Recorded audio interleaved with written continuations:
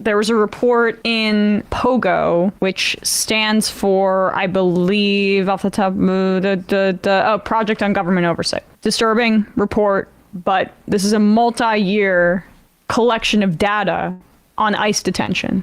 Previously confidential records from within the Department of Homeland Security's DHS Office for Civil Rights and Civil Liberties, that's CRCL, confirms years of inadequate medical care, extensive use of solitary confinement, mistreatment of transgender individuals, shortcomings in rape and sexual assault prevention and response, inaccessible services, and other problems disclosed by people detained by ICE, Immigration and Customs Enforcement.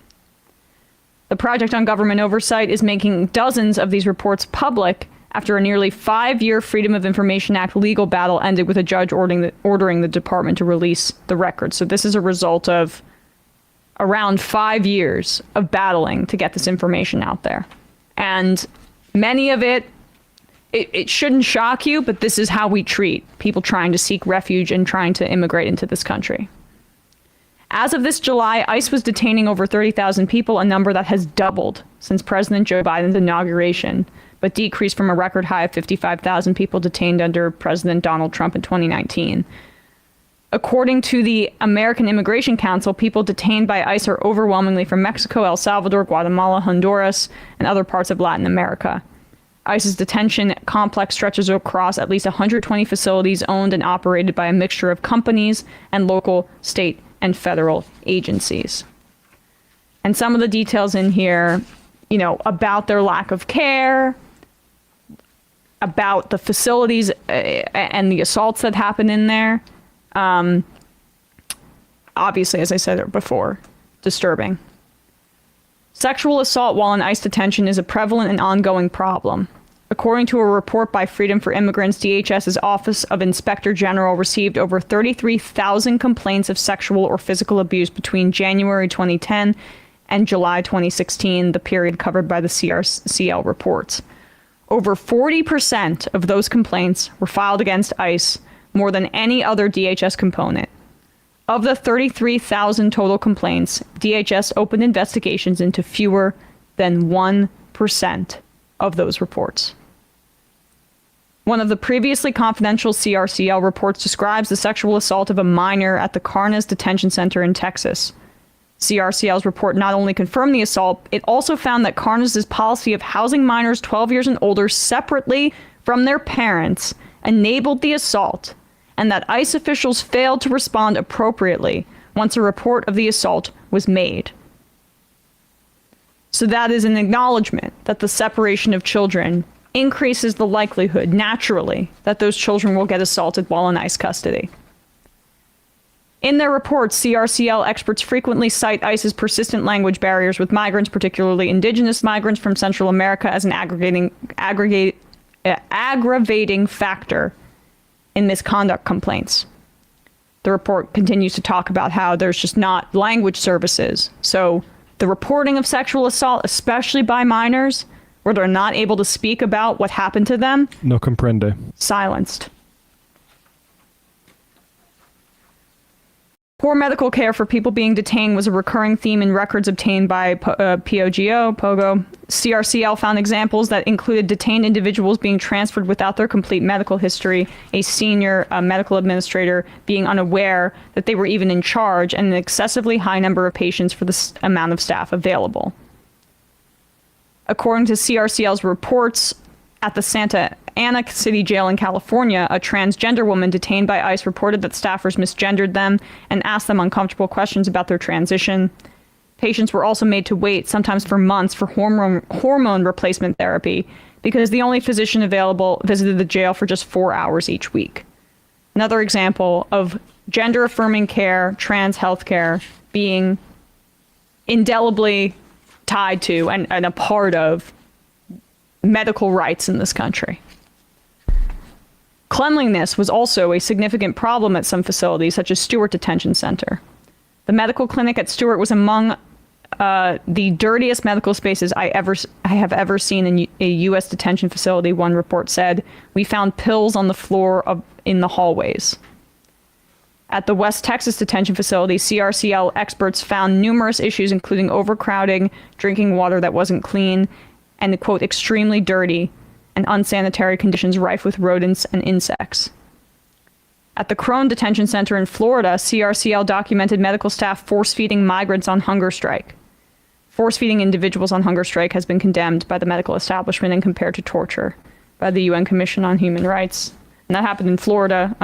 Obviously, we know the story that presidential candidate Ron DeSantis oversaw the usage of those tactics against Guantanamo Bay prisoners, and he was supposedly supposed to be there to stop that thing, that kind of practice, and he was there to ensure that they were supposed to get proper treatment, and they were force-fed literally the drink Ensure. Yep. The extensive, prolonged, and improper use of solitary confinement was frequently cited by CRCL investigators as a major deficiency at ICE facilities. Basically, they throw anybody in solitary confinement. Several people being detained at the West Texas detention facility told CRCL that they were afraid to seek out medical care because of the risk of being placed in medical isolation cells. Some who were placed in isolation because of suicide risks were held in solitary for prolonged periods of time, and the cells that they were held in are not suicide resistant. One story involved a migrant woman who was being deported without her child around the same time, and in the same region where the Trump administration quietly began its pilot family separation policy in the Border Patrol's El Paso, Texas sector. The detainee was placed on suicide watch on October 22nd, 2017, after reporting being deported without her daughter, the report states. You know, that's going to increase suicidal ideation when you're separated from your child. She remained on suicide watch in a suicide-resistant gown for 5 days. 3 days after thoughts of self-harm had dissipated. What was it, that psycho military guy, I forget his name, was saying about Jews in concentration camps and what you do when you're put into General circumstances? Flynn. Just like resist harder? Yeah. This is a quote from a woman named Marlissa, a 22-year-old who describes her experience, and she's from the Bahamas. Being detained as an immigrant and having to fight for my freedom, I have faced discrimination based on my race. I have faced a lot of racism, a lot of disrespect, and a lot of unfairness in this system. I was threatened with solitary confinement after officers used racial slurs against me. Being detained, it's like you have no say and you have no rights. It's as if they look at you like you're beneath them, and the door is just being slammed in your face like you're an animal. I mean, I could go on and on here. I'd encourage everybody to read this report, as disturbing as it is, and I'm sure it was difficult to listen to. But we need to understand what ICE is and why it needs to be abolished. It is a criminalization. It is a warehousing of regular human beings seeking to improve their lives by coming to the United States. We're separating people and seeking refuge for the deterrent effect. So, like, the incentive here are very perverse in that, like, the extent that these things are happening, there's part of the Border Patrol that's like, yeah, let them hear about it so they don't come. Yeah, and they, but the effect. There's been no signs that have shown that the barbarity has a lasting effect on keeping people from coming. Right. It has some temporary effects when they hear that maybe they'll get separated from, you know, their children. But for the most part, people will wait it out and then decide, look, I'm trying to improve my situation. I may be living in a country that has a ton of gang violence and my life is under threat. So it's a question of, am I going to stay here and have my life threatened, or am I going to take a risk and hope that I can get to the United States and be in a better situation and maybe be able to make a little bit more money that I can make here?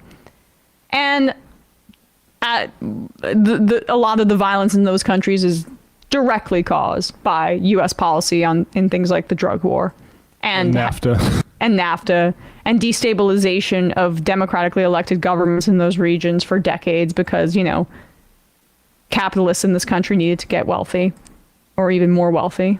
And what we just need to do is expand the bureaucracy to allow people to seek refugee status here and help naturalize people. Exactly. They can be. Like, we have plenty of room for people. One of the reasons, if you look at it, why the American economy is so strong is in part because Biden has restarted getting migrants back into the country, and that labor is helping us significantly. It's probably not almost certainly, I mean, definitely isn't compensated the way it should be, but like, that's just a reality. And like, that combined with like labor unionizing is the way forward, but we can't really say that even as like a Democratic Party. We need more in the party to say like this is good and this is the way forward. Biden's been terrible on exactly, the border. and not running away from it and saying actually we're the tough on the border guys. Yeah, he's terrified of being called soft in that way. And the Democrats, it reminds me of like, don't say abortion, don't say abortion. Exactly. Come up with a counter narrative until it gets so horrific that we are in a place where, I mean, I don't know, we reached such a bottom that there has to be some action, but then you've completely greased the wheels for the right-wing fascist narrative. Come up with a counter narrative now, the Democratic Party, and don't just do these quiet course cases against Abbott in the shadows. Yeah. Biden should be out front using the bully pulpit, talking about the Republican barbarity. You think the average American wants a mother who's pregnant, tangled and in barbed wire, bleeding to death in the Rio Grande? You think that the people are really interested in that? Do you think that when they hear these stories about what detention's actually like, that they would back that? I don't think so. And if they do, we should make it clear that they do. And if they do, they're not voting for the Democrats anyway. Okay? So they're just fascists and they're going to go with the right no matter what. ICE does not need to exist. It was a post 9/11 creation. It is not a part of the founding document. It is a part of our government that we could do away with easily, and it could become a much more robust process that Matt describes of bringing people in through checkpoints, documenting their names, where they're planning on living. This is the status. This is how you can get naturalized. This is how you can get become a citizen. This is how you can seek refuge here. This is the legal process, and come to your court date. And if they don't come to their court date, it's not the end of the world. It's not the end of the world. That's the reality. And this is just going to get worse and worse with climate change. There's going to be more and more migration from other parts of the world to areas where there's more wealth and potentially better conditions weather-wise. And so it just needs to, we're going to look back in 10 years at this threadbare and barbaric process and say, gosh, why did we not act sooner to create some sort of real system here? Well, and like the big problem is like we decided to do all this like the NAFTA stuff, particularly at a time where labor was extremely weak. And there's a book, The Children of NAFTA, it came out like 20 years ago. But it's the missed opportunity is that the way to deal with this situation of like labor not undermining wages is to unionize. Like, because guess what? Like Mexico have some labor protections.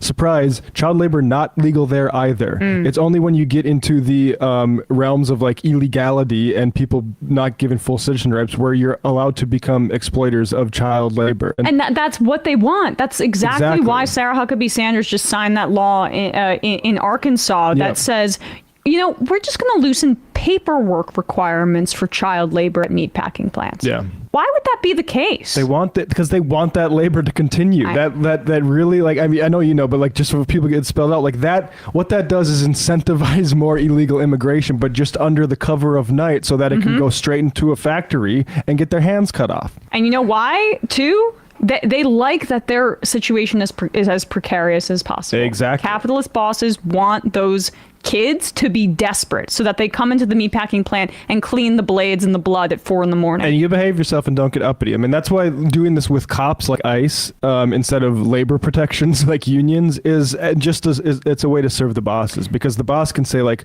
oh, you're going to complain about me putting your 8-year-old in that sausage grinder when it was not unplugged but it's off. Well, you complain. I'm going to make a phone call to Donald Trump's ICE, and you're going to be out of here. And like, and we haven't seen, like, if you really wanted to deal with this, you would see these like Tyson CEOs or whoever these CEOs are that run these companies that exploit this labor. They'd be going to jail themselves, and then everybody that they exploited would be given citizenship because they were exploited by American capitalists. Yeah.